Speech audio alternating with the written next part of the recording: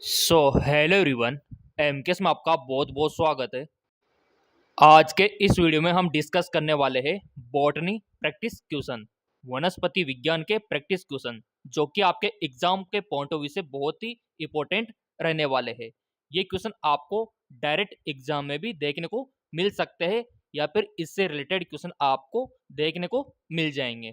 तो चलिए शुरू करते हैं। पहला क्वेश्चन है कि निम्न में से कौन सा पादप उब्बेलिंगाश्रयी है? Which of the flowing plant is monoecious? देखो आपने पढ़ा होगा एक लिंगाश्रयी, द्विलिंगाश्रयी, उभयलिंगाश्रयी, है ना। 11th और 12th आप पढ़ के आए हो तो थोड़ा आइडिया आपको होगा। तो पहले आपको आंसर देना है, फिर मैं आपको बताने वाला हूं। तो ऑप्शन है केरिया पपैया, कारा, मार्केसिया, पॉलीमार्पा, साइकस, सरनेलिस। बताइए कौन सा ऑप्शन सही है। तो देखो इसका राइट ऑप्शन होगा ऑप्शन 2 यानी कि कारा। यहां पर देखो कारा क्या है, आपका उबे लिंगाश्रायी है। क्लियर। और कारा तो आपने देखा होगा, कुछ इस प्रकार का दिखाई देता है कारा प्लांट्स, तो ये उबे लिंगाश्रायी होता है। क्लियर। चलिए बढ़ते आगे की ओर। परिपक्व अवस्था में एक प्रारूपी आवर्तबीजी भ्रूणकोष निम्न में से कौन सा होता है? ए typical angiosperm embryo sac at maturity. बहुत ही अच्छा क्वेश्चन है और ये आप पढ़कर आए हो बायोलॉजी में, तो आपको तो आंसर आना चाहिए। लेकिन यहाँ पर ऑप्शन देखो कंफ्यूजन वाले हैं। 8 न्यूक्लिएट यानी कि 8 केंद्रीय और 7 कोशिकीय, 7 केंद्रीय 8 कोशिकीय, 7 केंद्रीय 7 कोशिकीय, 8 केंद्रीय 8 कोशिकीय। तो इस प्रकार के ऑप्शन आपको वहां पर मिलेगा। तो दिमाग पूरा यहाँ पर आपको फोकस करना है, तभी जाके आंसर आप कर पाओगे। चलो बताओ कौन सा सही हो सकता है इसका। आई होप आपने वन ऑप्शन आपके मन में सेलेक्ट कर लिया होगा। इसका राइट ऑप्शन होगा 8 केंद्रीय और 7 कोशिकीय, यानी कि आपका 8 तो इसमें न्यूक्लिएट होगा एंड 7 सेल्ड होगी। ये पहला वाला ही सही है। तो किस किस ने पहला सही किया अपने आप को 1 नंबर आप दे सकते हो। ये पहला वाला सही होगा और याद रखना यही होता है इसका आंसर। अगला, जेमी किसमें पाए जाते हैं? जेमी जो होते हैं इंग्लिश में भी देख लो आप यहाँ पे, जेमी आर प्रेजेंट। तो मोसेस के बारे में भी आपने पढ़ा है एनसीईआरटी की बुक में, आपने कभी इसका देखा होगा, इमेजेस आपने देखी होगी मोस का। टेरिडोफाइडा भी आप पढ़ के आए हो, है ना। कुछ आवर्त बीजियों में, कुछ लीवर फ्रंट में, सब आप पढ़ के आए हो। ब्रायोफाइटा, टेरिडोफाइटा, है ना, कवक, एल्गे, सब पढ़ के आए हो। तो बताओ जेमी किसमें पाए जाते हैं? आई होप आपने वन ऑप्शन चूज कर लिया होगा। तो जेमी पाए जाते आपके लीवर व्रंट में, जो कुछ लीवर व्रंट होते हैं, सभी में नहीं, कुछ लीवर व्रंट में। तो ये ऑप्शन डी इसका होगा, कुछ लीवर व्रंट। ऑप्शन 4 सम लीवर वर्ट। तो लीवर वर्ट तो आपने देखा होगा, नहीं देखा है तो चलो मैं आपको दिखा देता हूं। ये इस प्रकार का होता है लीवर व्रट, आप देख रहे हो ना, ये इस प्रकार का। तो जेमी इसी में पाए जाते हैं, देख लो आप ये जेमी। तो बेसिकली लीवर वर्ट आपको याद रखना है। क्लियर। बढ़ते आगे की ओर। यहां पर मेंशन है कि जब गुणसूत्र बिंदु गुणसूत्र की दो बराबर भुजाओं के मध्य में स्थित होता है तब यह क्या कहलाता है? बताइए, मेटासेंट्रिक, टीलोसेंट्रिक, सब मेटासेंट्रिक या फिर एक्रोसेंट्रिक? तो देखिए ये टॉपिक बहुत इंपॉर्टेंट है, 100% लिख के रख लो आप। क्वेश्चन बनता है बनता है, आप किसी भी प्रकार का एग्जाम दो, चाहे नीट का दो, चाहे आप पैरामेडिकल का दो, फार्मेसी का दो, नर्सिंग का दो, यहां से क्वेश्चन बनता है इस टॉपिक से। आई होप आपने आंसर देने का प्रयत्न किया होगा। तो इसका राइट ऑप्शन होगा मेटासेंट्रिक, मध्य केंद्रीय। भाई देखो, जब गुणसूत्र की दो बराबर भुजाओं के मध्य में स्थित होता है तो वो मेटासेंट्रिक यानी कि मध्य केंद्री, ये वाला इसका राइट ऑप्शन होगा। अगर आपने भी यही बताया है तो अपने आप को नंबर आप दे सकते हो। चलिए बढ़ते हैं अगले क्वेश्चन की ओर। अगला है यहाँ पे कि निम्न में से अर्धसूत्री विभाजन की किस अवस्था में गुणसूत्र बिंदु का विभाजन होता है? Which of the flowing stage of meiosis involve division of centromere. तो देखो यहां पर मध्यावस्था फर्स्ट, जिसको आप मेटाफेज बोलते हो इंग्लिश में, metaphase second, anaphase second, telophase second. तो बताइए अर्धसूत्री विभाजन की किस अवस्था में गुणसूत्र का विभाजन होता है, गुणसूत्र बिंदु का विभाजन होता है? ये 4 फेज आपको यहां पर दे दिया ऑप्शन में। कर लिया सिलेक्ट? आपके मन में करो एक ऑप्शन सही।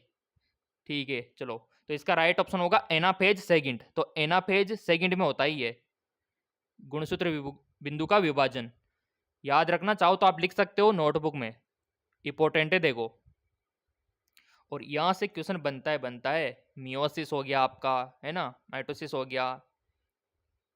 अगला क्वेश्चन, सारगम में CO2 स्थलीकरण में पहला अस्थायी उत्पाद क्या है? The first stable product of CO2 fixation in sorghum. तो 4 ऑप्शन है यहाँ पे। पायरुविक एसिड, ऑक्जेलिक, जिसको आप ऑक्सो एसिटिक अम्ल बोलते हो, ठीक है, सक्सनिक अम्ल आपने पढ़ रखा है, फास्फोग्लिसरिक अम्ल। तो इनमें से कौन सा ऑप्शन सही होगा? अब यहाँ पर बहुत सारों को तो सरगम के बारे में पता नहीं है कि सर ये सरगम क्या होता है।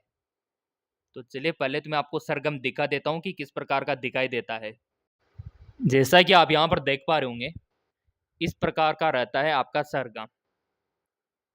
आई होप आपने देखा होगा। जो आप में से जो विद्यार्थी किसान परिवार के बैकग्राउंड के होंगे उनको तो पता है। ये इस प्रकार का मक्का के सीजन में लगता है ना, जिसको आप ज्वार भी बोलते हो, है ना, ये इस प्रकार का रहता है आपका सरगम। तो इनकी बात यहाँ पर हो रही है। और इनका देखो, इनका आटा भी बनता है, रोटी भी बनती है ना, ज्वार की। तो ये होता है आपका सरगम। तो चलो अब बताओ इसका आंसर क्या होगा। तो आपने चूज कर लिया होगा बिल्कुल। तो इसका राइट ऑप्शन होगा ऑक्जेलो एसिटिक अम्ल, ऑक्जेलो एसिटिक अम्ल, ये वाला होगा। क्लियर? हाँ, ऑक्जेलो एसिटिक अम्ल। चाहो तो नोटबुक में लिख सकते हो। अगला यहाँ पर कि निम्न में से कौन सा कारक एक समष्टि फाउंडर प्रभाव उत्पन्न करता है? The factor that lead to founder effect in a population. 4 option है। नेचुरल सिलेक्शन, जेनेटिक रिकॉम्बिनेशन, आपका जो म्यूटेशन उत्परिवर्तन, जेनेटिक ड्रिफ्ट, अनुवांशिक विचलन। तो इसका राइट ऑप्शन हो जाएगा आपका अनुवांशिक विचलन, जेनेटिक ड्रिफ्ट। ये ऑप्शन 4 इसका राइट ऑप्शन होगा। अगर आपने भी यही किया था आपके मन में तो 1 नंबर आप दे सकते हो। क्लियर? बढ़ते आगे की ओर। क्वेश्चन है, अंतरजातीय परजीविता को किस प्रकार निरूपित किया जा सकता है? बताइए। एनालिज्म कैन बी रिप्रेजेंट अंतरजातीय परजीविता को। स्पीसीज ए नेगेटिव, स्पीसीज बी आपका 0 कर रखा है, जाति ए पॉजिटिव, जाति बी भी पॉजिटिव, या दोनों नेगेटिव, या एक पॉजिटिव एक 0। बताइए अंतरजीविता परजीविता को किस प्रकार निरूपित किया जा सकता है? आपके मन में सेलेक्ट कर लिया होगा आपने, क्योंकि देखो इससे क्या होगा, आपकी प्रैक्टिस अच्छी होगी कि हाँ हमको पहले पता था या नहीं था, वो आप समझ जाओगे, है ना, और दूसरों को पता भी नहीं लगेगा, खुद का एनालिसिस हो जाएगा। तो देखिए इसका राइट ऑप्शन होगा, इसमें क्या होता है बेसिकली, जो स्पीसीज जाति जो होती है ना, वो ए तो इसमें नेगेटिव होती है और इस चीज बी इसमें नेगेटिव होती है, तो यहाँ पर जीरो होती है, ठीक है। यानी कि ए तो इसमें नेगेटिव होना चाहिए, बी जीरो होना चाहिए। तो ये तो ऑप्शन पहले में दे दिया इसने, तो अच्छी बात है ना। तो आपने भी पहला ही चूज किया है तो अपने आप को 1 नंबर दे सकते हो। क्लियर। अगला क्वेश्चन है कि कार्बन, नाइट्रोजन, फास्फोरस और कैल्शियम जैसे पोषकों की मृदा में मात्रा किसी दिए गए समय में कैसे संदर्भित की जाती है। The amount of nutrient such as carbon, nitrogen, phosphorus and calcium present in the soil at any given time। चरम अवस्था, चरम समुदाय, अस्थायी अवस्था, अस्थायी फसल, बताइए।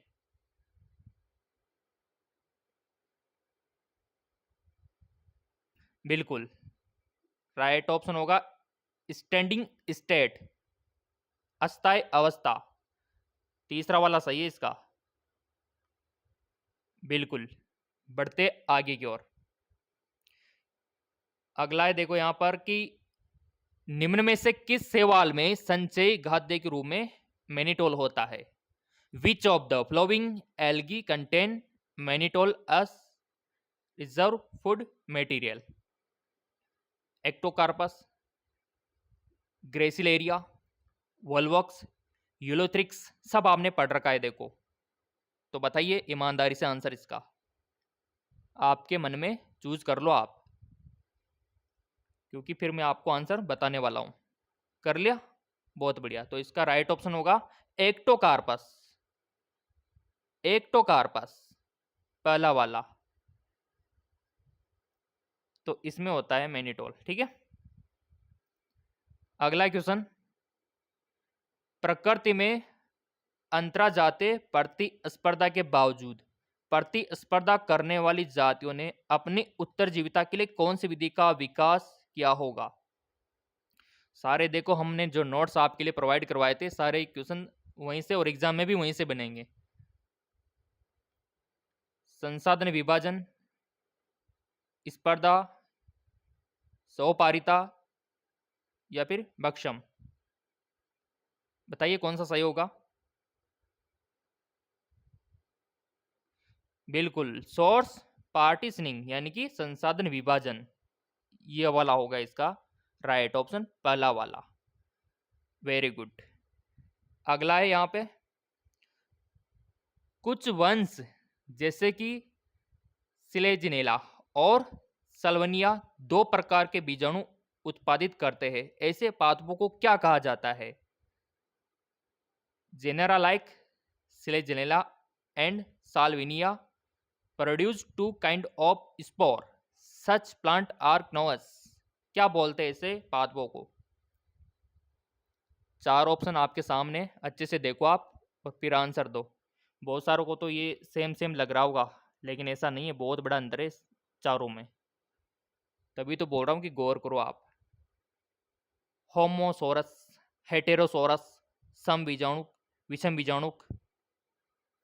सारे देखो हमने जो नोट्स आपके लिए प्रोवाइड करवाए थे एप्लीकेशन पे, वहाँ से क्वेश्चन बनाए गए पूरे के पूरे, वहीं से बने, एनसीईआरटी से बने और पूरा सिलेबस एनसीईआरटी बेस से। बिल्कुल। तो राइट ऑप्शन क्या होगा आपका, विषम बीजाणुक, हेटेरोस्पोरस, ऑप्शन 4। जिसने ऑप्शन 4 यानी कि डी वाला सेलेक्ट किया, उनको सैल्यूट यहाँ पर मैं करता हूँ, क्योंकि बहुत ही अच्छा आंसर था उनका। अब यहाँ पर आप बोलेंगे सर नोट्स वाली बात आपने बोली, तो ये नोट्स कहाँ पर मिलते हैं। तो चलो उसका प्रोसीजर भी मैं आपको दिखा देता हूँ, फिर आगे कंटिन्यू करेंगे।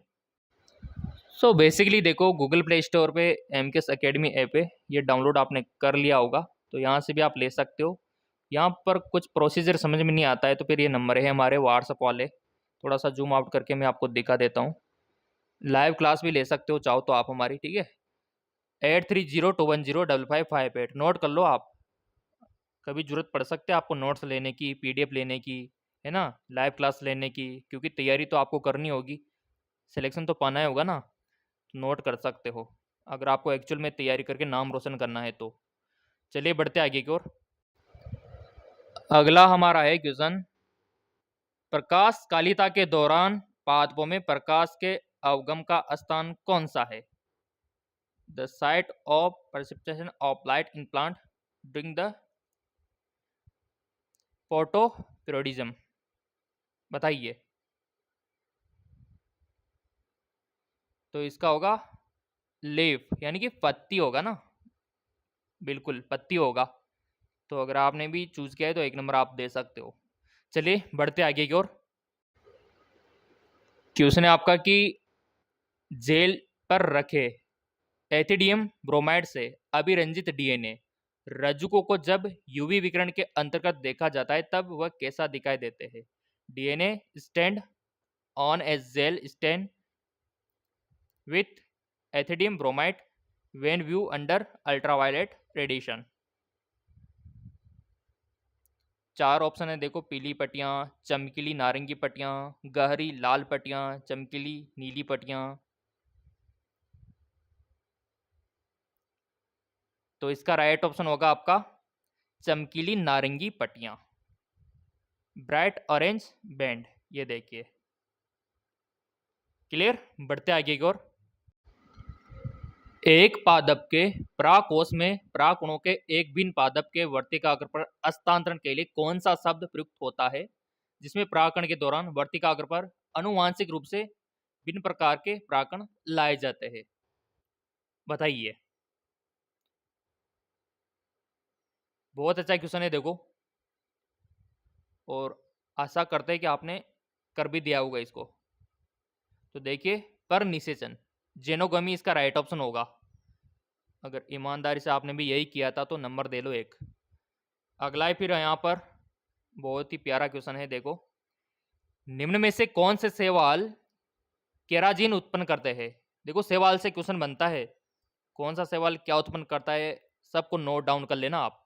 और वैसे भी अगर आपने चैनल को सब्सक्राइब कर रखा है, बेल आइकन पर प्रेस कर रखा है, तो अलग से शैवाल के टॉप एमसीक्यूज भी आपको मिल जाएंगे, क्योंकि सारे एमसीक्यूज उपलब्ध हम करवाएंगे आपको, जितने भी टॉपिक है ना उसके ऊपर। विच of the following algae produce आपका जो केराजिन है? बताइए। हरित शैवाल, भूरे शैवाल, लाल शैवाल, नील हरित शैवाल, कौन सा सही है आंसर? कौन सा शैवाल है जो केराजिन उत्पन्न करता है, प्रोड्यूस करता है केराजिन? तो वो है आपका रेड एल्गे, आपका लाल शैवाल। रेड एल्गे होता है, लिख लो, नोट कर लो, जो केराजिन उत्पन्न करता है। तो यहां पर अगर आपने इसी को चूज किया है तो 1 नंबर दे सकते हो ईमानदारी के। बढ़ते आगे की ओर। समीकरण GPP minus R equal to NPP में आर किसे निरूपित करता है? In the equation GPP minus R equal to NPP में आर किसको रिप्रेजेंट करता है? और ये इक्वेशन आपने देखी होगी आपके एनसीईआरटी बुक में या फिर हमारे नोट्स में। तो बताओ आंसर, सोच लिया? तो देखो, आर जो रिप्रेजेंट करता है ना, वो रेस्पिरेशन लॉसेस को करता है, रेस्पिरेशन लॉसेस, श्वसन हानि को। बढ़ते आगे की ओर। द्विसंधि पुंकेसर किसमें पाए जाते हैं? द्विसंधि पुंकेसर किसमें पाए जाते हैं? हाँ हाँ, द्विसंधि पुंकेसर किसमें पाए जाते हैं? बिल्कुल पिज में, मटर में, मटर में पाए जाते हैं, तभी तो मेंडल ने मटर को ही चुना। पढ़ा था ना आपने, बचपन से पढ़ते आ रहे हो। अगला क्वेश्चन, रोग को ठीक करने के लिए जीन प्रवर्धन करते हुए एक जीन को लक्ष्य किया जाता है, तब वह प्रक्रिया क्या कहलाती है? When gene targeting involving gene amplification is attempt in a individual tissue to treat disease। तो राइट ऑप्शन होगा आपका जीन थेरेपी, जीन चिकित्सा, इसका राइट ऑप्शन होगा। तो इस प्रकार के क्वेश्चन आपको डायरेक्ट एग्जाम में देखने को मिल जाते हैं। तो प्रैक्टिस क्वेश्चन करने से आपकी प्रैक्टिस भी होती है, आपको याद भी होता है, आपका कॉन्फिडेंस लेवल भी बढ़ता है। और चैनल सब्सक्राइब कर रखा है, बेल आइकन पर प्रेस कर रखा है, तो ऐसे एमसीक्यूज तो रोजाना आपको मिलते रहेंगे। और अगर आपको नोट्स वगैरह लेना है, पीडीएफ वगैरह लेना है, तो इन नंबरों पे आप व्हाट्सअप करके पीडीएफ एमसीक्यूज ले सकते हो, नोट्स ले सकते हो। मेरे प्रिय विद्यार्थियों, अभी तो काफ़ी सारे एमसीक्यूज हमको करने हैं, नेक्स्ट वीडियो में कर लेंगे। और टॉपिक आप बता सकते हो जिस टॉपिक के ऊपर चाहिए, और जो भी आपका ओपिनियन है आप कमेंट करके बता सकते हो। बाकी क्वेश्चन आपके इसी प्रकार के एग्जाम में बनते हैं।